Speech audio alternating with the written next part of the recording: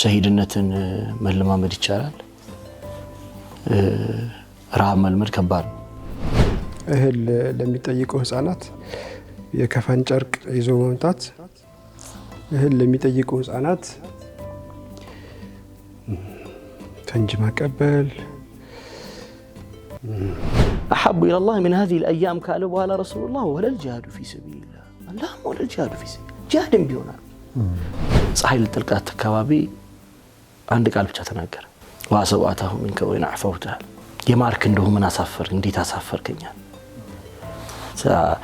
ይሄ የንግግር ሁሉ ጣሪያ ነው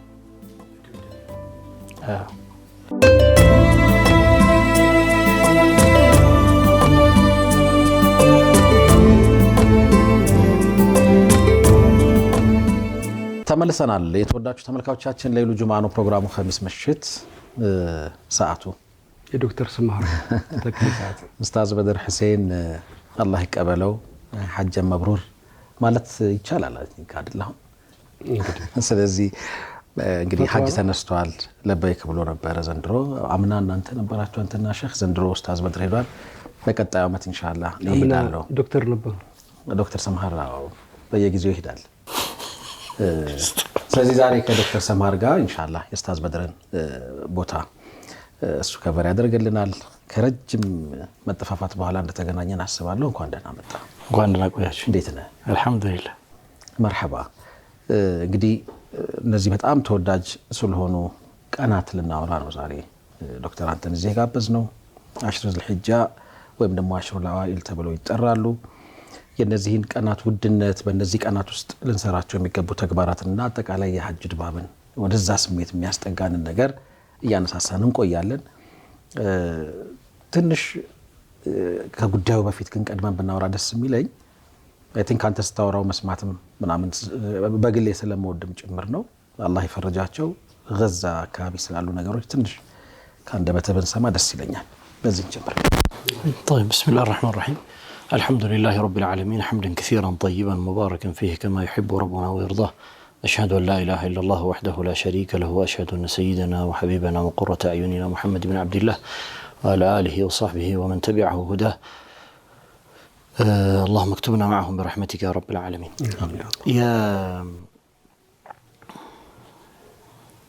يا عالم يفتح ميزانه بزو ملكو በተዛባባቸው ቀናቶች ውስጥ ያለንን ህይወት መለስ ብለን ስንቃኘው ለኛም የዕለት ተዕለት ህመም ነው ብዙ ነገሮች ቴስት ጥፍጥናቸው የሚጠፋበት ከዙሪያ ያለውን ኒዕማህን ከማስታወስ ይልቅ ወንድሞች ላይ የደረሰ ያለው መከራ የሚሸፍንበት خاصة አሁን ባለንበት በእነዚህ 2-3 ሳምንታት ውስጥ የሆነ ያለው ነገር እጅግ በጣም ሙእሊም ነው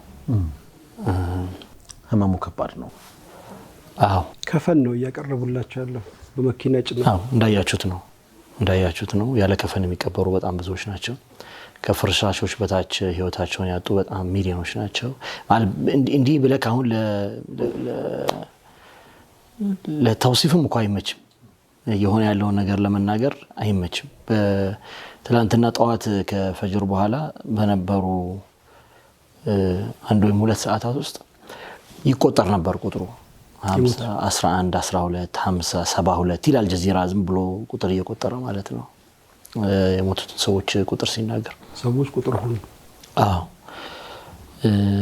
በጣም ከመለመዱ የተነሳ የቁጥሩን ማነስ ነው አሁን ኤክስፔክት እያደረግን ያለ ነው እንጂ የሚሞቱት ሰዎችም አይደለም እየጨነቀን ያለው አስከፊው ነገር በቦምብ ጥቃት መሞት አንድ ጉዳይ ነው በረሃብ መሞት ሌላ በጣም ሙእሊም ነገር ነው ምንም አይነት ንጹህ የመጠጥ ውሃ የሚባል አቅርቦት የለም ጋዛ ውስጥ ምንም አይነት ማለት ነው የተወሰነ في حي الرفح وخان يونس እና የተወሰነ ሸማል ጋዛም የተወሰነ ነገር ነበር አሁን እሱ ሙሉ ለሙሉ የለም የምግብ አቅርቦት እንዲሁላችሁ እንደምትሰሙት ነው ማታ ናዚሖች ወይም መጠለያ ካምፖች ውስጥ እንኳን ሳይቀር ከፍተኛ የሆነ ረሃብ አለ አገልግሎት እየሰጡ የነበሩ ሆስፒታሎች በ80% ቀንሰዋል አሁን ሆስፒታል የሚባል ነገር የለም። ፎር ዛት ማተር የናዚሖቹ አካባቢ ያሉ የህክምና ተቋማት ብቻ ነው ያሉት። እነዚህ የህክምና ተቋማት ደግሞ ማስተናገድ ከሚችሉት ቁጥር በላይ ነው። በየዕለቱ የሚደርሰውን እንዲያውም ዋና ስራችን ያለውን አልሰማችሁትም?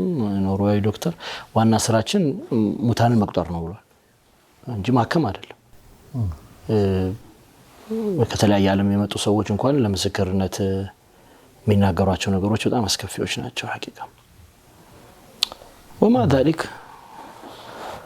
هم الجهاد في سبيل الله። ከዚህ ሁሉ ጋራ ግን ያው እነሱ በአላህ Subhanahu Wa Ta'ala መንገድ ላይ ነው ያሉት። ሰዎች ያው ዱዓ ማድረግ የሚጠበቅብን ለራሳችን ነው። ከውርደት ጋራ መኖርን፣ የተሸናፊነት ካባን መልበስን፣ ምንም ማድረግ አለመቻልን፣ ውስጥ መኖርን መሸከምን እንዴት እንደምንቋቋመው ነው ዱዓ ማድረግ ያለብን እንጂ እኛማ ረሱላህ ሰለላሁ ዐለይሂ ወሰለም ነግረውናል አለኩም አህመድ በናታል። እኛ ረሱላህ ሰለላሁ ዐለይሂ ወሰለም ነግረውናል ላ يضرهم من خذلهم ولا من خالفهم ብለዋል። የተቃወማቸውም ከጎናቸው ያልቆመም ያዋረዳቸውም ሁሉም አካል የተዋቸውም አይጎዳቸውም። ይሄ ጣኢፋ ትቀጥላለች። ጣኢፈቱን ባቂያ እስከ አላህ Subhanahu Wa Ta'ala ነስሩ እስከሚመጣ ጊዜ ትቀጥላለች። እቺ ጣኢፋ መኖሩ አይቀጥልም አይቆምም። ኢላ ቂያም الساعه ያለ ጣኢፋ ነው። ይሄ ጣኢፋ መንሱራ ነው። የአላህ Subhanahu Wa Ta'ala እርዳታ ያለበት ነው። ጣኢፋ ነው። هم الجهاد في سبيل الله ما አሁን ያያችሁ ባላችሁበት ሁኔታ ውስጥ እንኳን ሰዎች ከመብዳቸው ከቆሙለት ዓላማ ከሚኖሩለት እሴትና መርህ በፍጹም የማይሸሹበትን አካባቢ ነው ያስተዋለን ያለ ነው አይደል? ዶክተር አላ 9 ልጅ ሞቶ ሲመጣላት በስራ ላይ ናት። ልጆቿን ጥላን የመጣችው 9ኙም ልጆቿን ግን ከሌሎች ሸሂዶች ጋር አንድ ላይ አግኝታቸዋለች። ማታ ለታመል አሁንም እየሰራች ነው። አሊ ማለት በሴት ልጅ አምሮ ስሜት የልብ አላህ እኮ ራሱ እኮ ለኡሚ ሙሳ እኮ ያላት ለውላ አረበጥና على قلبها ማለት እኔ አላህ Subhanahu Wa Ta'ala በልቧ ላይ አላህ ባናን ጠለጥል ኖሮ ለካተት የሚሆን ነገር አይደለም። አንዲት እናት ልጇን በኋላ ይጠላ የሚታሰብ ነገር እኮ አይደለም። በፍጹም አይገናኝም። ግን እነዚህ ሰዎች ከዛ በላይ ናቸው። ለረጅም ዘመናት የነበረውን የእስልምናን የድል የመሪነት የበላይነት በእስልምና ታሪክ ውስጥ የተፈጸሙ ገድሎች ታላላቅ ሰዎች የኖሩባቸውን ሂደቶች ከመጽሐፍ ገጾች ውስጥ አንብበህ ወደ ህይወት ለማምጣት በጣም በከበደበት ዘመን ከዛ እጅግ በገዘፈ ሁኔታ የሚኖሩ ሰዎችን መመልከት በአይነ ያየህ ማለት ነው። ልከት ያው ኢማን ካልጨመረ ያው ራሳችንን ነው መልሰን መገምገም ያለብን። አላህ Subhanahu Wa Ta'ala እነሱ ላይ ግዴታ ያደረገብን እርዳታ እንዳለ ነው። የተነሳ ነገር የለም። ያው ብዙ ሰዎች ሀጃችንም በተለያዩ ሀጃዎች ተጠምደን ሀጃችን ከማድረግ ብንቆጠብም እውነት ነው በመድር ላይ እንደተሰፉ ሰዎች ብንሆንም የዱንያ ግሳንግስና የዱንያ ፍላጎቶቻችን ለዚች ብልጭልጭ ሀያት ያለን ምኞት በአእምሯችን ውስጥ በቀን አንዴ እንኳን እንዲመጡ ማይፈቅድ ሆኖ ባለበት ተጨባጭ ስለነሱ ለማውራት የሚያሳፍር ነው ለኛም። ላኪን ኑስራቸው እስካሁን ድረስ ባቂ ነው ማለት ነው። አላህ Subhanahu Wa Ta'ala እነዚህን ሰዎች ወንድሞችን በምን እንዳገስካቸው በምን አብራቸው እንደቆምክ የቂያም ቀን መጠየቁ አይቀርም። ያኔ ያው ሰው ለራሱ ምላሽ ማዘጋጀት ያለበት በዱዓው ሐጃውን ለአላህ ለመንገር በሚያነሳው እጆች ውስጥ የገዛ ህፃናቶች እናቶች ወጣቶችና ሽማግሌዎች ይመጣሉ ወይስ አይመጡም? የሙጃሂዶቹ ትግል አምሮ ላይ ይመጣበታል አይመጣበትም? ያው ራስን መጠየቅ ነው። ለነዚህ ሰዎች መድረስ በምትችልበት የሰደቃ አይነት መድረስ በምትችልበት የእርዳታ አይነት በሙሉ ሞክረሃል ወይ? ይሄም ሌላ ጉዳይ ነው ማለት ነው። እነዚህን እንግዲህ መልሶ መመልከት ያስፈልጋለኛ እንጂ አሁን ያለበት ገዛ ያለበት ምናልባት ባለፉት 14 ወራት ከነበረበት እጅግ በጣም አስዋ ሐል ነው ያለው። አሁን በጣም ከባድ ሁኔታ ውስጥ ነው ያሉት። በጣም ከባድ ሁኔታ ውስጥ ነው ያሉት። ሸሂድነትን መለማመድ ይቻላል።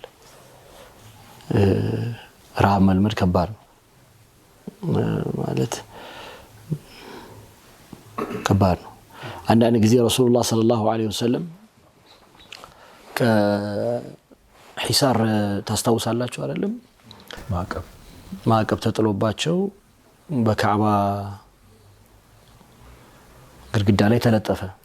ማንም ሰው እንዳያገባቸው፣ ማንም ሰው ከነሱ እንዳያገባ፣ የነሱንም እንዳያገባ፣ ከነሱ እንዳይነግድ፣ ከነሱም እንዳይሸጥ የሚል ማዕቀብ ተጣለና ያ ማዕቀብ 3 ዓመታት ሲቆይ የታሪክ ባለሙያዎች ርዕሳቸው ራሱ በጣም ይገርመኛል። ሁሉም في شعب أبي طالب ገቡ ይላሉ። ማለት በቃ አንድ ቤት ነው ያለው ለመሰብሰቢያ የሚሆን አላህ هو أبي طالب ቤት ብቻ። አሁን ገዛ እንደዛ ሆናለች። የሆነች መሰብሰቢያ ማዕከል ብቻ ናት ያለች في حي الرفع ነው።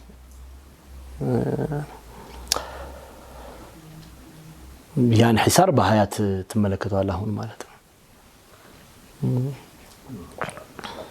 ኸይር በሰው ልጅ ታሪክ ታይቶና ተሰምቶ የማይታወቅ ሊባል የሚችል ነው። እህል ለሚጠይቁ ህፃናት የከፈን ጨርቅ ይዞ መምጣት፣ እህል ለሚጠይቁ ህፃናት ፈንጅ ማቀበል። በታሪክ እንግዲህ ብዙ ሰቆቃዎችን፣ ብዙ ጦርነቶችን፣ ብዙ ሀዘኖችን ሁሌም ደግሞ እነሱ የሚጠቅሱት የሆሎኮስት ወሬ በጣም እያጋነኑ የሚያወሩለት አልፈዋል። ያ ግን ከዚህም የባሰ ከዚህም የከፋ ድርጊትን ትናንት ይደረግብናል ብለው ሲሉ የነበሩ ሰዎች ዛሬ ራሳቸው እያደረጉ እያየን ነው። የከፋ ድርጊት እያየን ነው። እንግዲህ አላህ ይብቃቸው፣ አላህ ይድረስላቸው ለነዚህ ለተበዳዮች። ካፍታ ቆይታ በኋላ ተመልሰን መተን ወደ ዛሬው ፕሮግራማችን ብናመራ የተሻለ ይመስለኛል። የተወደዳችሁ ተመልካቾቻችን ካፍታ ቆይታ በኋላ ተመልሰን እንመጣለን። አብራችሁን ቆዩ።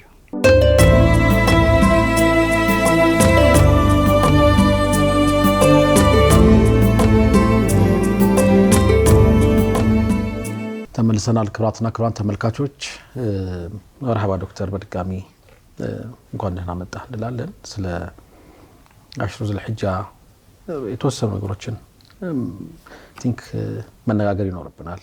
እነዚህ ጊዜያት እንዲሁ እንዳያልፉ አንዳንድ ጊዜ ከሞቱ ሰዎች የምንሻልባቸው ሙናሰባዎች የሚባሉ አሉ አይደል? በህይወት ያለን ሰዎች የተሻለ እድል የተሻለ ተጠቃሚነት የምናገኝባቸው መውሲሙል ሐጅ ነው። ራሱ የሐጁ ድባቡ እዛ ባንሄድ እንኳ በምንድነው አንድ ላይ ባንሆንም አብረን ነው የሚባል ኮንሰፕት አለ ወይ? አብረን ባንሆንም አንድ ላይ ነን ይባላልና እዛ አካባቢ ትንሽ ሀሳብ እንለዋወጥ። በደንብ የሚያተጋ እነዚህን ቀናት በአግባቡ ተጠቅመን እንግዲህ አላህ ባላቃቸው ቀናት ውስጥ የሚገኘው መንዳ ተጠቃሚ እንድንሆን ከኛ ምን ይጠበቃል? ፈድላቸውስ እንዴት ያለ ነው የሚለውን እንስቲ። طيب بسم الله الرحمن الرحيم الحمد لله رب العالمين والصلاة والسلام على رسول الله صلى الله عليه وسلم الله سبحانه وتعالى كقنات مكاكل ቀንን ይመርጣል። አላህ Subhanahu Wa Ta'ala ከወራት መካከል ወር ይመርጣል። አላህ Subhanahu Wa Ta'ala ከዓመታት መካከል ዓመት ይመርጣል። አላህ Subhanahu Wa Ta'ala ቦታዎችንም እንደዚሁ ይመርጣል። አላህ Subhanahu Wa Ta'ala የመምረጡ ምክንያቶች ወይም ሂክማዎች ከጀርባ ያሉት በጣም ብዙ ከመሆናቸው ጋር ግን ለሰው ልጆች የመመለሻ ከአላህ ጋር ያላቸውን ቃል ኪዳን የማደሻ የፈረሰ ውላቸውን እንደ አዲስ የሚገነቡበት መልካም ስራዎቻቸውን በጥፍ የሚያሳድጉበት ከመጥፎ ባህሪዎቻቸውና ስራቸው የሚላቀቁበት ማንነትን እንዲገነቡ ለማስቻል ነው። አላህ Subhanahu Wa Ta'ala በሳምንቱ ካሉ ቀናቶች የውሙል ጁምዓን መርጧል። የውሙል ጁምዓ ውስጥ ካሉ ሰዓታት ደግሞ አላህ Subhanahu Wa Ta'ala አንዲት ሰዓት መርጧል። ያቺ ሰዓት የአላህ ዱዓ ተቀባይነት የምታገኝባት ናት። ወከዛሊከ ከወሮች መካከል አላህ Subhanahu Wa Ta'ala ሸህሩ ረመዳንን መርጧል። አላህ Subhanahu Wa Ta'ala ከሌሊቶች መካከል ደግሞ አንዲት ሌሊት መርጧል። ወهو ليلة القدر ያቺ ሞሰኛዋ ሌሊት በመባል የምትታወቀዋን ማለት ነው። አላህ Subhanahu Wa Ta'ala እንደዚሁ ደግሞ በምድር ላይ በአመቱ ከሚከሰቱ ቀናት መካከል 10 ቀናትን አብልጦ መርጧል። ከነዛ 10 ቀናት መካከል ከአመቱ ቀኖች መካከል የላቀውና የከበረውን ቀን መርጧል። هو يوم عرفة ከቦታዎች መካከል አላህ ደግሞ እንደዚሁ ሶስቱን ቤቶቹን መርጧል። መከተል ሙከረማ ያለውን አላህ Subhanahu Wa Ta'ala بيتها وكعبة وكذلك النبي صلى الله عليه وسلم المسجد እንደዚሁም ደግሞ ቤቱል من مسجد الأقصى እነዚህን ቦታዎች አላህ Subhanahu Wa Ta'ala من أماكن أخرى መርጧቸዋል። የአላህ ምርጫ ያለባቸው ቦታዎች የኸይር የሰላህ የበረከቱ ምንጮች ናቸው። አላህ Subhanahu Wa Ta'ala የሰው ልጆችን መልሰው እንዲታደሱ እድል የሚሰጥበት ነው። كذلك እንግዲህ ይሄ 10 ቀናት አላህ Subhanahu Wa Ta'ala በኪታቡ ነቢያችን ሰለላሁ ዐለይሂ ወሰለም በሐዲሶቻቸው በጣም በብዙ ቦታዎች የጠቆሟቸውና ያስታወሷቸው ጉዳዮች ናቸው። እንዲያውም يقول شيخنا وإمامنا رحمة الله تعالى عليه رحمة واسعة ورحمة الله تترى عليه ኢማም ዩሱፍ አልቀረዳዊ በሰህወት الاسلاميه ይሄ ካደረጋቸው አዳዲስ ሱናዎች መካከል ናቸው ይላል። ቀደም ብለው ያልነበሩ ሳይሆኑ እንግዲህ በሰዎች መካከል ተረስተው የነበሩ ግን መልሶ ኢህያ የተደረጉ ናቸው። ከነዛ መካከል አንደኛው አያሙ ذل حجة ነው። የዙል ሒጃ የመጀመሪያው 10 ቀናት ናቸው። በተለምዶ ብዙ አይታወቅም ነበር። እንደው 20-30 ዓመት ወደ ኋላ ብትሉ ብዙ ትኩረት የሚሰጣቸው አልነበሩም። ምንም ሰህወት الاسلاميه ይዟቸው ከመጣቸው ለምሳሌ እስላማዊ ጋብቻ እንደምትላቸው አይነት ጉዳዮች የሙ አሹራ እንደዚህ መሳሰሉ ጉዳዮች ጋር ተያይዘው የመጡ ናቸው። ኢዕቲካፍ ብዙ እኮ አልተለመደም ነበር አይደል? ቂያሙል ላይ አከዛ እነዚህ በጀማዓ የመሳሰሉት ነገሮች አብረው የመጡ ናቸው። والله تعالى اعلم على كل حال ايام ذي الحجه የመጀመሪያዎቹ 10 ቀናት ነው ቀስድ የሚደረግበት። አላህ Subhanahu Wa Ta'ala وذكروا الله في ايام معدودات او في ايام معلومات በመነዛ በሚታወቁ ቀናቶች አላህ Subhanahu Wa Ta'ala እንድናወሳ አዞናል። ኢብኑ አባስ في تفسيره وهو يقول እነዚህ የታወቁ ቀናት ተብሎ የተጠቀሱት የመጀመሪያዎቹ የዙል ሒጃ 10 ቀናት ናቸው። በእነዛ መካከል አላህ Subhanahu Wa Ta'ala ማውሳት በጣም የተወደደ ነው ብለውናል ማለት ነው። ነቢያችንም ሰለላሁ ዐለይሂ ወሰለም ከቀናቶች መካከል እጅግ የተወደደው ቀናት እነዚህ እንደሆኑ አስተምረዋል። አማሚን አያሚን አዕظሙ عند الله سبحانه አላህ Subhanahu Wa Ta'ala ዘንድ የተወደደ የሚባል ቀን የለም፣ የላቀ የሚባል ቀን የለም። ولا احب اليه ያሉ ወደ እርሱ ዘንድም የተወደደ ቀን የለም። العمل فيهن በእነሱ ውስጥ በእነዚህ በተወደዱ ቀናት በእነዚህ በላቁ አላህ Subhanahu Wa Ta'ala ዘንድ በጣም ከፍ ባሉ ቀናት መካከል የሚሰራ ስራም የለም ማለት ነው። العمل فيهن ያጥፍ ነው፣ እዛ ውስጥ ነው የሚገባው። من هذه الايام አሉ ከነዚህ ቀናቶች من هذه الايام العشر ማለት ነው። እነዚህ 10 ቀናት በላይ የተወደደ የላቀ የተከበረ በእነሱ ውስጥ የሚሰራ ስራ የለም አሉ። እነዚህ 10 ቀናት ናቸው። የሐዲስ ኢብኑ ዑመር ነው። ወለፍዙ ለአቢ ዳውድ يقتلون رسول الله صلى الله عليه وسلم فأكثروا فيهن التهليل والتكبير والتحميد إلى بنزي 10 ቀናት الله سبحانه وتعالى تهليل ማድረግ لا إله إلا الله الله أكبر الحمد لله የሚሉትን አዝካሮች ማለት አብዙ ይላሉ። እነዚህ ቀናት በቁጥራቸው ቢጎድልም ቢሞላም ሁለቱም ወራት ቢጎድልም ቢሞላም አጅራቸው የሞሉ ወራቶች ናቸው። የከበሩ ወራቶች ውስጥ የሚገኝ ቀን ነው ማለት ነው። ምን አላህ Subhanahu Wa Ta'ala ካላቃቸው ካከበራቸው በውስጣቸው ጦርነት ደም መፋሰስ እንዳይኖር ካደረገባቸው ወራት መካከል ነው አንዱ ذل حجة وهو شهر الله المحرم ከራቁ የአላህ Subhanahu Wa Ta'ala ወራቶች መካከል አንደኛው ነው። ከነዚህ ወራት መካከል አንደኛው መሆኑ ብቻ አይደለም፣ ሁለቱ ወራት ደግሞ እነዚህ ጦርነት የማይፈቀድባቸው ወራት የምንላቸው ውስጥ ሁለቱ ደግሞ ቀናቸው ጎዶሎም ቢሆን እንኳን አጅራቸው ሙሉ የተደረገባቸው ናቸው።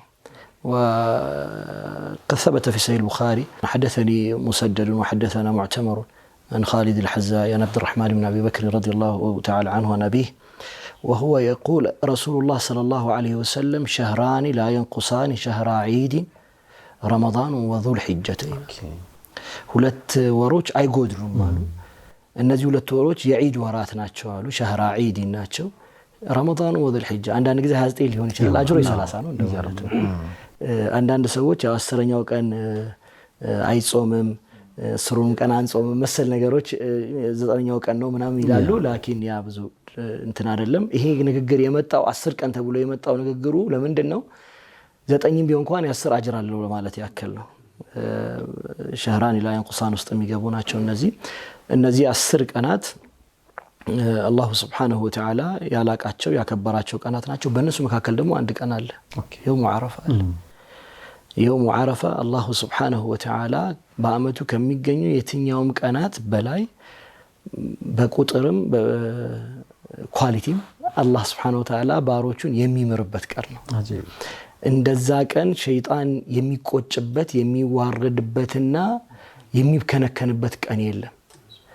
የውሙ ዓረፋ ላይ ከሚማርላቸው ሰዎች ብዛት ማለት ነው። በዛች ያቺ እንግዲህ ያለችው 9ኛው የዙል ሒጃ ቀን ናት።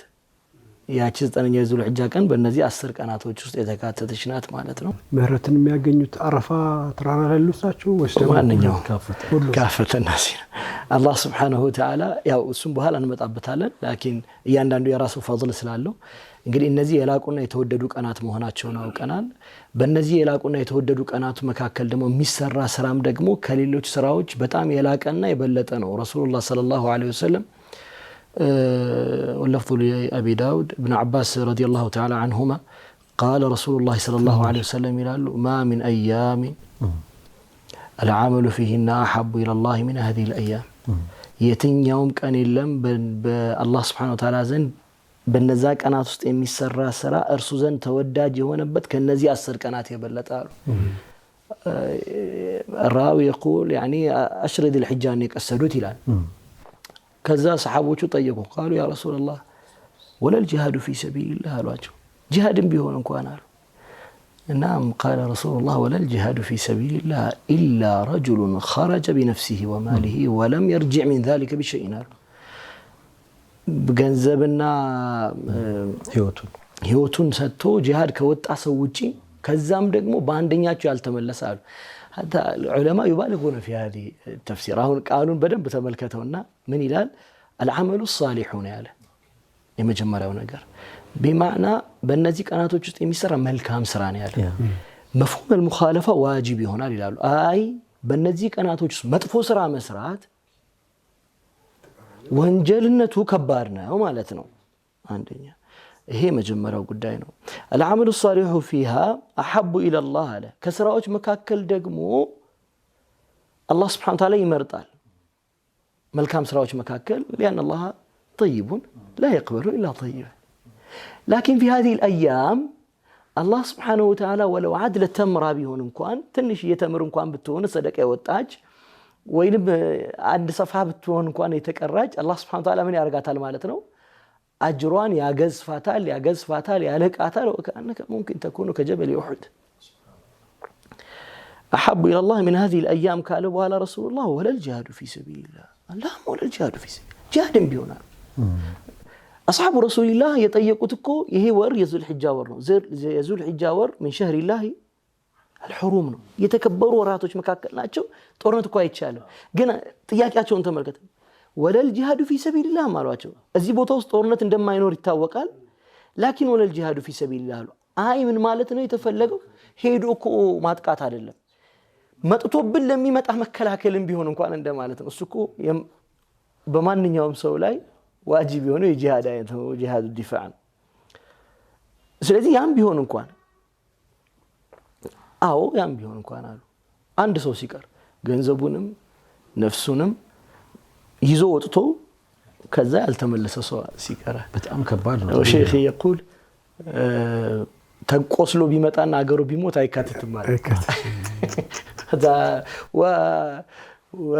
لانه لم يرجع من ذلك بشيء ያለው بشيء بادنى شيء ممكن መመለስ የለበትም ከተመለሰ በእነዚህ ቀናቶች ከተሰሩ ስራዎች ጋራ ያው ይበልጣል ሱብሃንአል መሊክ በጣም ከባድ ትንታኔ ነው ገለጻ ጊዜያት መሆናቸው በደንብ ማሳያ ነው ሰው ምትክ የሌለውን ነገር ነው ሰጥቶ በቃ ኦሬዲ ከአንድ የበላያት ነው ማለት ነው ላይ ስለዚህ በጣም ከባድ ነው እነዚህ እንግዲህ ቀሪ ቀናቶች ላይ ምን ያህል መትጋት እንዳለብን በምን ያህል ፍሪኩዌንሲ ነገሮችን መስራት እንዳለብን ምንም ነገር ቸል ማለት እንደሌለብን የሚያሳይ ነው የተወዳጁ ተመልካቾቻችን እንግዲህ ማስተዋሻ ያዘን በእንከታተለው በጣም መልካም ይመስለኛል በዚህ ደረጃ ትንታኔው ሲጎላ ቀጥሎ ሊሰሩ የሚችሉ ተግባራት ላይ የትኛውን ሞክረን የትኛውን ሰርተን የአላህ የሚያነባብረውን መንዳ ሙምኪን የጀበል ኡሁድን የሚያክል አጅር አላሁም አንዳንድ ጊዜ ደግሞ ሙምኪን የጀነት መግቢያችንም ሊሆን የሚችል ስራ ሊሆን ይችላል በእነዚህ አጭር ቀናት ውስጥ የምንሰራው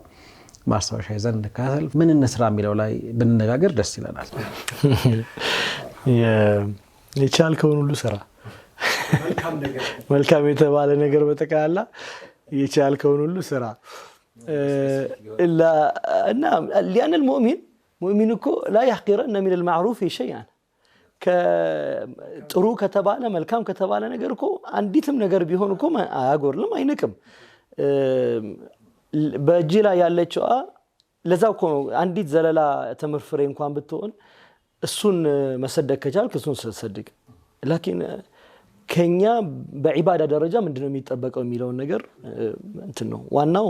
የመጀመሪያው ነገር ለነዚህ ቀናት መዘጋጀት ነው፣ ታየው ማድረግ ነው። ያልተዘጋጀህለትን ነገር አትሰራበትም። ለነዚህ ቀናት መዘጋጀት ያለው ፋይዳ ውስጡ ካላቸው ሕክማ ጋር አብሮ የተንጠለጠለ ነው። እነዚህ 10 ቀናት በእስልምና ውስጥ ሁሉም አይነት ዒባዳዎች ሊፈጸሙባቸው የሚችሉ ቀናት ናቸው። ሌላ ቀናት አታገኝም። ሁሉም አይነት ዒባዳ ሊፈጸሙባቸው የሚችሉ ቀናት አታገኝም። ጾሙም፣ ሰላቱም፣ ዘካውም፣ ሐጁም አብሮ ተሰብስቧል። ሁሉም ችግር የለበትም። ሁሉንም ነገር እዛ ማድረግ ትችላለህ። ሰላት ሁሉ ያለ ነው። ዘካን እዛ ማድረግ ትችላለህ። ሐጅ ወቅት ነው።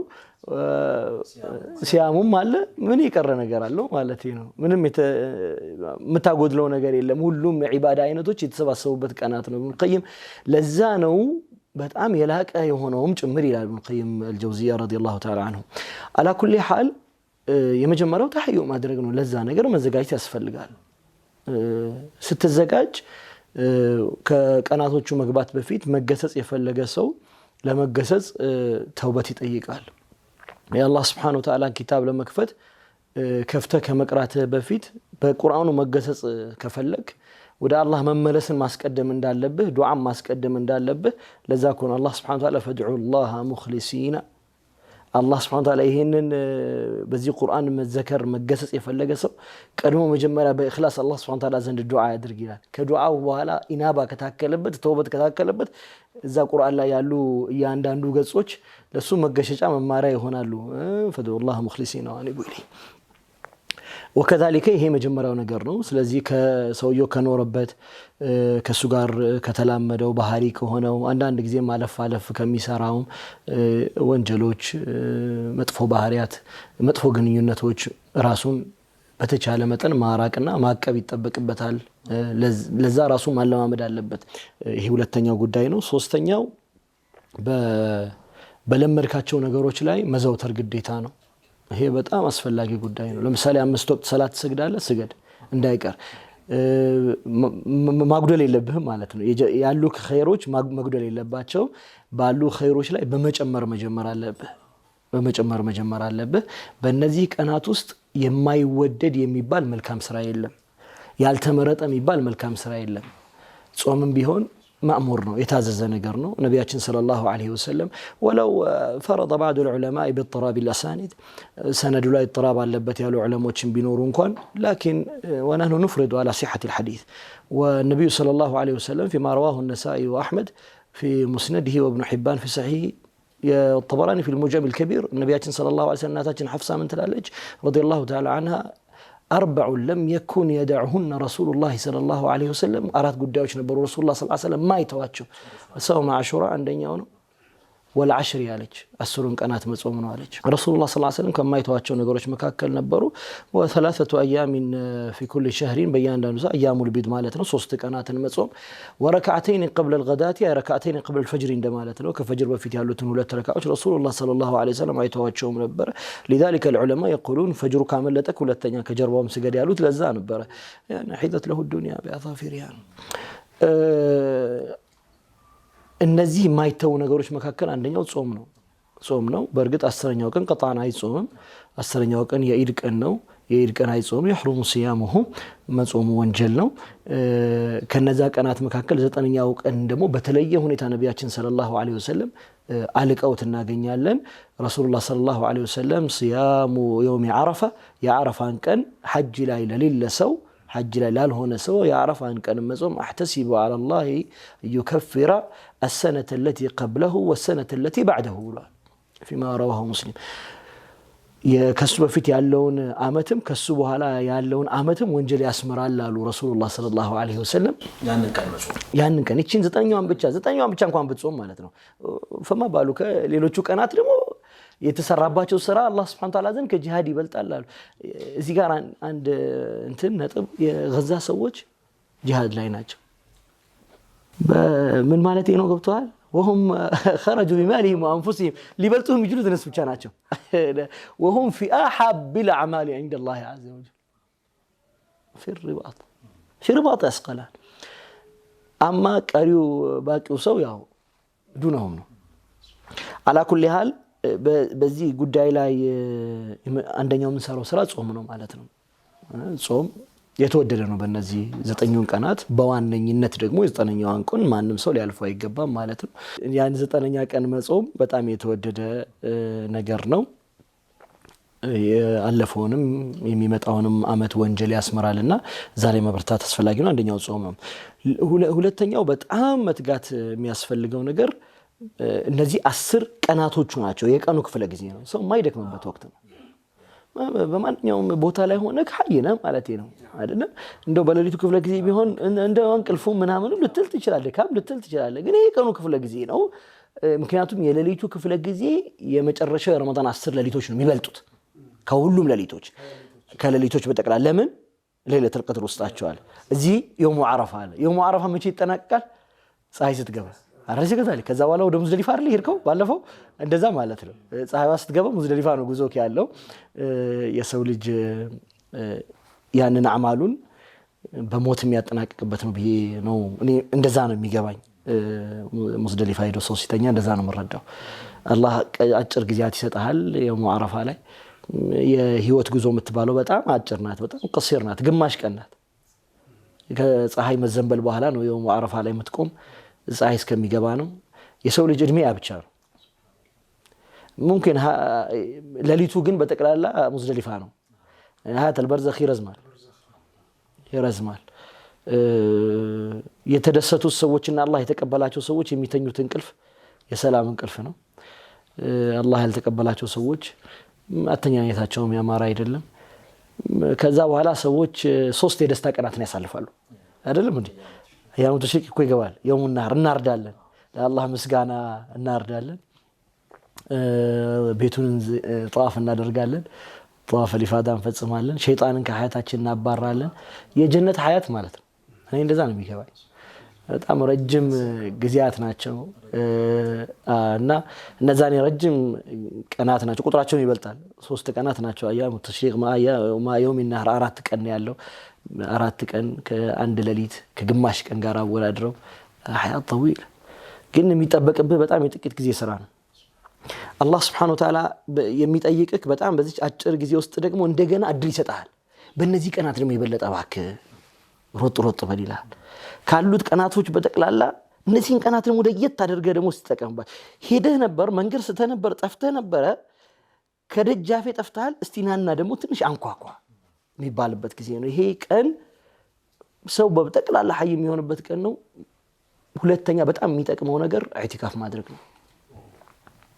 አይተለመደ አይደለም ግን ኢዕቲካፍ የምንለው ያው ቀኑን ወይ ሌሊቱን በተሟላ ሁኔታ ማሳለፍ ነው። ኢዕቲካፍ على صحة قول العلماء لا ነገር ግን አንዲትም ሰዓት ብትሆን ኢዕቲካፍ في መስጂድ ውስጥ አሳልፍ። አንዲትም ሰዓት ብትሆን ነይተህ ቁጭ ብለህ መስጂድ አሳልፍ። ያ በጣም ያግዛል። በተለይ ስራ ለሚውሉ ወንድሞችና እህቶች የመንግስት ስራ ለሚውሉ ከአሱር በኋላ ያለውን ጊዜ ይነይቱት እስከ መግሪብ ያለው ሰዓት ይጾሙ፣ መስጂድ ያፍጥሩ። ኢዕቲካፍ በአስርና በእንትን በኩል አድርግ። ከዛ ውጪ መንግስት ሰራተኛ የሆኑ ሰዎች ኢዕቲካፍ አድርገው ከአሱር በኋላ ቀሪው ደግሞ ጊዜ ያለው ምናምን ሰው ደግሞ ቀኑን በጠቅላላ መስጂድ ውስጥ ኢዕቲካፍ ማድረግ 2-3 ቀናት የቻለ 9ኙንም ቀናት መስጂድ ላይ ኢዕቲካፍ ማድረግ በጣም የተወደደ ነገር ነው። አራተኛው ነገር መስራት ያለብን ሁሉም ሰው ሊያደርገው የሚችላቸው ነገሮች መካከል ምላስን በዚክር ማላወስ ነው።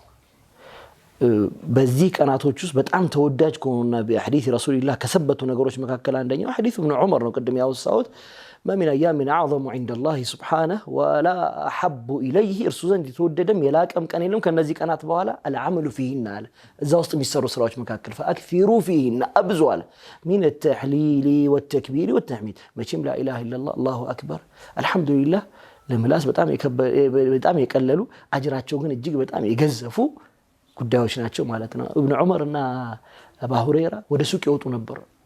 10ሩም ቀን በነገራችን ላይ ተክቢራኛ ተክቢራ ምንለው መስጂድ ከሙናህር በኋላ አይደለም ያሙል ዒድ በኋላ ነው ምንለው አይደል? ላ እንደዛ አይደለም። 10ሩም ቀናት የተክቢራ ቀናቶች ናቸው። አላሁ አክበር አላሁ አክበር አላሁ አክበር ላ ኢላሃ ኢላላህ አላሁ አክበር ወሊላሂል ሐምድ። እነዚህ አስሐቡ ረሱልላህ በመዲና ሱቆች ውስጥ የሚሏቸው ናቸው።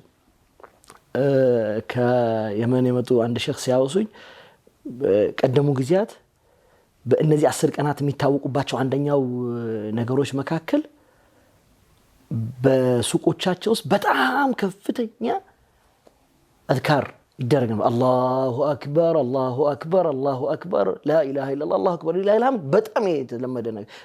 አያም ዚል ሒጃ መሆኑን አያሙል ዚል ሒጃ ሚነል አዋኢል መሆኑን እናቅ ነበር። በቃ በዛ እንደው ሌላው ነገር ቀር ይሄ ማንም ሰው ምላስ ላይ የማይከብድ ነው። ሰው ሙሰቢሃውን ይዞ እንደው የሚያስታውሰው ነገር እጁ ላይ ይዞ እንዳይረሳው ማለት ነው። መቼም የዱንያ መሻጊል በጣም ብዙ ነው። እንዲያስታውሰው ሙሰቢሃን ይዞ ጠቅጠቅ የሚያደርገውንም ነገር እጁ ላይ አድርጎ ብቻ በሚያመቸው መንገድ ይሄንን አዝካር ላይ መበርታት በጣም አስፈላጊ ነው። ይሄ የአዝካር ጉዳይ ነው። ሌላኛው በእነዚህ ቀናት በጣም ተወዳጅ ሁሉም ስራዎች ተወዳጅ ናቸው፣ ግን አብዝተን መስራት ያለብን ነገሮች መካከል አንደኛው ሰደቃ ነው። 10ሩ ቀናት መሽሩዕ ያስፈልገናል። ፕሮጀክት ያስፈልጋል። ፕሮጀክቱ ምንድነው? በቃ ማኪያቶ ተጠጣ ነበር በቀን ስንት ብር መገብቷል? ማኪያቶ ማምዲ ጠጭ አይደለም አልহামዱሊላህ ባለ ቡናዎች 80 120 እንግዲህ 120 ብሩን ተው በቃ خلاص ፍትሩ ግዳክ 120 ብር ሰደቃ ማለት ነው። አንተ ጾም ላይ ነው ያለው። በጣም ቀላል ነገር ነው። የ120 ብር ሰደቃ በቀን ይኖርክ። በቃ አዘጋጃት ያቺን ማኪያቶ የምትጠጣባትን ብር። ከዛ በላይ ያለው ምን ውስጥ ያለው ሰደቃ ላይ መበርታት ሌላኛው አስፈላጊ ጉዳይ ነው። ሁሉም ሰው ሊያደርገው ስለሚችል ማለት በነገራችን ላይ ሰደቃ ሲባል ሰው ሁሉ እኔ ምን አለኝ ወደ ምናምን ለአህሊ الخير እጅ ይዞራል። ላኪን እንደዛ አይደለም ነገርየው። ሁሉም ሰው የውመል ቂያማ የሚመጣው في ظل صدقته ነው። በሰደቃው ጥላ ስር ነው የውመል ቂያማ የሚመጣው። ከሰዎች መካከል حتى يقضى بين الناس ይሉት ረሱላህ ሰለላሁ ዐለይሂ ወሰለም በሰዎች መካከል ፍርድ እስከሚሰጥ እሱን የሚያጠለው ጥላ አለ። هذا هو ظل صدقتي። አንድ የተራ ሆድ መልክ የለውም መሐመድ የትኛውንም ሆድ ከረሃብ ያላቀቅ ከሆነ አላህ Subhanahu Wa Ta'ala እኔ እኮ ተርቤ ነበረ መች አበላኸኝ ብሎ ነው የሚጠይቀው። እኔ እኮ ታርዤ ነበረ መች አለበስከኝ ነው። ማጀላሊ ቁድረቴ ምን ይያለ ነው። የተራቡ ሰዎች ነበሩ፣ የታረዙ ሰዎች ነበሩ። አልጎበኛም። አላህ Subhanahu Wa Ta'ala ይሄንን ካደረገን በኋላ በ10ኛው ቀን ደግሞ ትልቁ ዒባዳ ማረድ ነው። ማረድ ነው። ቀልድ ነገር አይደለም ማለት ነው። በጣም ትልቁ ዒባዳ ማረድ ነው። የቻለ ሰው ግመልም እዛ በታችም ያለ ሰው በሬ ከዛ ነው የሚጀምረው ማለት ነው። ቀድሩ ከዛ ነው ከግመል ከምናምን ጀምር። ረሱላህ ሰለላሁ ዐለይሂ ወሰለም 100 ግመል አዘጋጅተው 70ውን አርደውታል ራሳቸው። 30ውን አሊ ነው ያረደላቸው في ايام الحج። ስለዚህ እረድ ከመረጥከው ላይ ደግሞ አካፍል። لن تنالوا البر حتى تنفقوا مما تحبون። በጣም የሚገርመኝ ነገር ረሱላህ ሰለላሁ ዐለይሂ ወሰለም የሚታረደውን አይነት ማጥራት፣ ማስተካከል፣ ማሳመር እጅግ በጣም ግዙፍ እንደሆነ ተናገሩ። ይሄ እኮ ማለት አንተ ስትገዛው ብዙ ብር ታወጣበታለህ። እዚህ ከታሪክ አይደል ለአይንህ የሚያምረው ነው ለመብላት ራሱ ትከጅላለህ አይደል? ከዛ ላይ ስጣሉ እና ገብቷል። لن تنالوا البر حتى تنفقوا مما تحبون። የምትወዱትን ነገር እስካልሰጣችሁ መልካም ይባል ነገር እኮ አይገኝም፣ አይሰበሰብም ወደ አንተ። እዚህ ነገር የሚሰጠው ከወደድከው በኋላ ነው። በእነዚህ ቀናት ሌላኛው ትልቁ ተግባር ዱዓ ነው። እነዚህ ቀናት በፍጹም ሊያልፈን የማይገባው የዱዓ ወቅቶችን እየጠበቁ ዱዓ ማድረግ ነው። የዱዓ ወቅቶች በጣም ብዙ ናቸው። አትሊስት ሰው ልጅ በማበይን الأذان والإقام በመስጂድ ተገኝቶ ኢዕቲካፍ አድርጎ ከተቀመጠ በመስጂድ 5 ወቅት ሰላት የሚሰግድ ከሆነ በእነዚህ 5 ወቅት ሰላቶች ውስጥ በአዛንና በኢቃም መካከል ያሉ ጊዜያት በጣም የተወደዱ በጣም የተላቁ ጊዜያት ናቸው። አላህ Subhanahu Wa Ta'ala ዱዓን የሚቀበልባቸው ጊዜያት ናቸው። في كل دبور الصلاة ከያንዳንዱ ፈርድ ከሆኑ ሰላቶች ጀርባም እንደዚሁ ዱዓ አላህ Subhanahu Wa Ta'ala የሚቀበልበት ወቅት ነው። በተመረጡ ቀናት ለምሳሌ የሙል ጁሙዓ ያለችዋን ያችን ቀን መጠቀም በጣም ከዛ ውጭ በማንኛውም ወቅት ሰላታችን አህሰንተ ሰላት በመሰግድበት ጊዜ أقرب ما يكون العبد إلى الله عز وجل في سجوده ነው ወደ አላህ የበለጠ የምትቀርበው በስጁድ ወቅት ላይ ነው። በስጁድ ወቅት ላይ ዱዓ ማድረግ ያስፈልጋል። በዋንነት خاصة አሁንም ለዱዓችን ለነዛ ለወንድሞቻችን መቅጣጫት ይኖርበታል። በጋዛ ያሉ ወንድሞቻችን في احوج وقت ያሉት በእኛን ዱዓ የሚፈልጉበት ኑስራችንን የሚፈልጉበት ወቅት ነውና ተዳቀል ይሄ እንግዲህ ምንም ተክሊፍ የለውም ኃላፊነት የለውም። በመታደርገው ነገር ላይ እነሱን ማንሳት ወደ አላህ መማጸን አላህ Subhanahu Wa Ta'ala ፈረጃውን ቅርብ እንዲያደርገው ነስሩን እንዲገልጠው ሁላችንንም በቤተል መቅደስ የመስገድን እጣ እንዲወፍቀን ቤቱን ነፃ እንዲለውና አላህ Subhanahu Wa Ta'ala በእስልምና ብርሃን ለዓለም በሙሉ እንዲዳረስ እንዲያደርገው ዱዓ የምንሄድበት ወቅት ነውና በእነዚህ 10 ቀናት ዱዓ ላይ መበርታት በጣም ትልቁ ነገር ነው። የውም አረፋ ደግሞ የዱዓ ቀን ነው።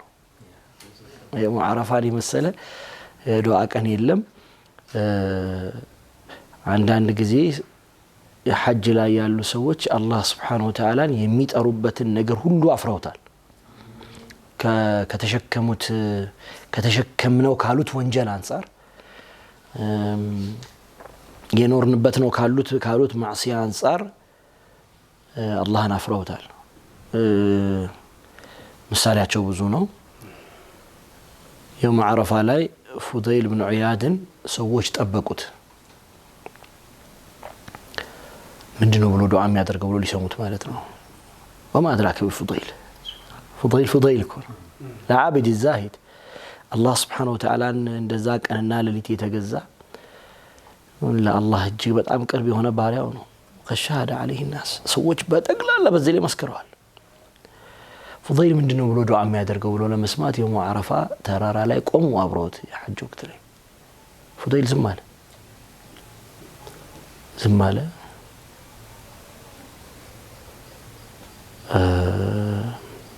ፀሐይ ልትጠልቃት አካባቢ አንድ ቃል ብቻ ተናገረ። ዋሰዋታሁ منك وين عفوتها የማርክ እንደው ምን አሳፈር እንዴት አሳፈርከኛል። ይሄ የንግግር ሁሉ ጣሪያ ነው።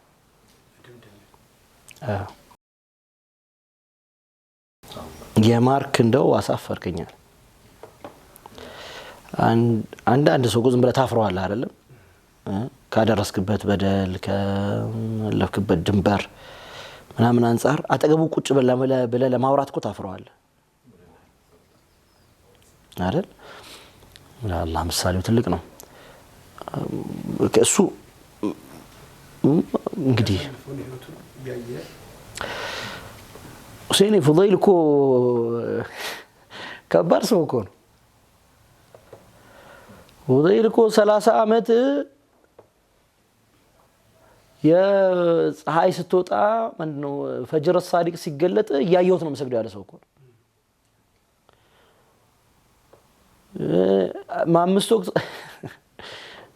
في مسجد رسول الله على من لطسو እኮ ነው። አንተ እንዲህ አይነት ሰው ዋሰዋታው منك وين عفوتها الله ማርክ እንደው ካሳፈርከኛ ግን አላህ ይምራል። በጣም የሚገርመው የውም አረፋ አላህ ባሮቹን ተመልክቶ ሙባህ ያደርጋል። መላእክቶቹ ተመልከቱ ባሮችን እኔም ብሎ እኮ መጡ ይላል። ያ ቀን የውም አረፋ የአረፋ ቀን አላህ Subhanahu Wa Ta'ala ባሮቹን ተመልክቶ ምሬላችኋለሁ ብሎ በይፋ ያውጅበት ቀን ነው። ያ ቀን ላይ ዱዓን የመሰለ ትልቅ ዒባዳ የለም። ዛ ቀን ቀኑን በዱዓ በብቲሃል ወደ አላህ በመመለስ ያጎደልናቸውን ነገሮች አላህ እንዲምረን በመማጸን ማሳለፍ ያስፈልጋል። والله تعالى أعلم. بسم الله الرحمن الرحيم. بسم الله الذي لا يضر مع اسمه شيء في الأرض ولا في السماء وهو السميع العليم. الحمد لله حمدا كثيرا طيبا مباركا فيه.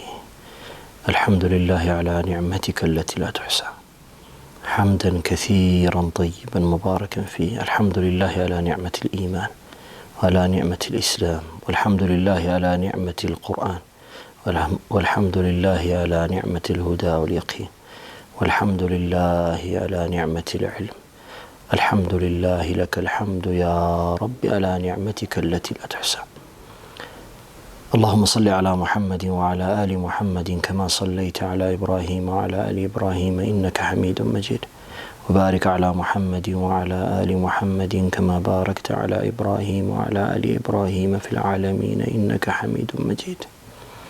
اللهم اقسم لنا من خشيتك ما تحول به بيننا وبين معصيتك، ومن طاعتك ما تبلغنا به جنتك، ومن اليقين ما تهون به علينا مصائب الدنيا، ومتعنا اللهم بأسماعنا وأبصارنا وقوتنا أبدا ما أحييتنا، واجعله الوارث منا، واجعل ثأرنا على من ظلمنا، وانصرنا على من عادانا، ولا تجعل الدنيا أكبر همنا ولا مبلغ علمنا ولا إلى النار مصيرنا، واجعل اللهم الجنة دارنا وقرارنا برحمتك يا رب العالمين، ولا تسلط علينا ولا إخواننا بذنوبنا من لا يخافك فينا ولا يرحمنا. اللهم لا إله إلا أنت سبحانك إنا كنا من الظالمين. اللهم لا إله إلا أنت سبحانك إنا كنا من الظالمين. اللهم لا إله إلا أنت سبحانك إنا كنا من الظالمين. فاغفر ذنوبنا وإسرافنا في أمرنا، وتوفنا مع الأبرار، وألحقنا بالصالحين الكرام في فردوسك الأعلى برحمتك يا أرحم الراحمين. اللهم بلغنا الأوائل من ذي الحجة، ووفقنا العمل الصالح فيها برحمتك يا رب العالمين، وتقبلهما منا يا أكرم الأكرمين. اللهم تقبل منا القليل واعف عنا الكثير، ولا تؤاخذنا بالتقصير. اللهم تقبل منا دعاءنا وأعمالنا الصالحة يا رب العالمين تامة، واغفر ذنوبنا عامة، ولا تعذبنا في اليوم القيامة برحمتك يا رب العالمين. اللهم لا إله إلا أنت سبحانك، نسألك باسمك العزيز، ونسألك باسمك المهيمن المنتقيم، ونسألك باسمك الجبار المتكبر. لا إله أنت سبحانك. اللهم انصر إخواننا المجاهدين المرابطين في غزة الحبيبة. اللهم انصر إخواننا المجاهدين المرابطين في رباط أسقلان. اللهم انصرهم بنصرك. اللهم أيدهم بتأييد من عندك يا رب العالمين. اللهم كن لهم معينا وظهيرا، وكن لهم مؤينا ونصيرا برحمتك يا رب العالمين. اللهم لا إله إلا أنت، لا حول ولا قوة إلا بك يا أكرم الأكرمين. اللهم فقد ضاقت الحيلة وانقطعت الحيلة، اللهم لا حيلة إلا منك يا الله. اللهم انصرهم بنصر من عندك، اللهم انصرهم بنصر من عندك. اللهم أطعم جائعهم واكسي عاريهم، وتقبل موتاهم وارحم موتاهم، وتقبل شهداءهم برحمتك يا رب العالمين. اللهم لا إله إلا أنت. اللهم حرر بيتك، اللهم حرر بيتك، اللهم حرر بيتك، اللهم حرر بيتك، ووفقنا الصلاة فيها برحمتك يا رب العالمين. اللهم لا إله إلا أنت سبحانك إنا كنا من الظالمين. وصل اللهم على سيدنا محمد وعلى آله وصحبه وسلم تسليما كثيرا.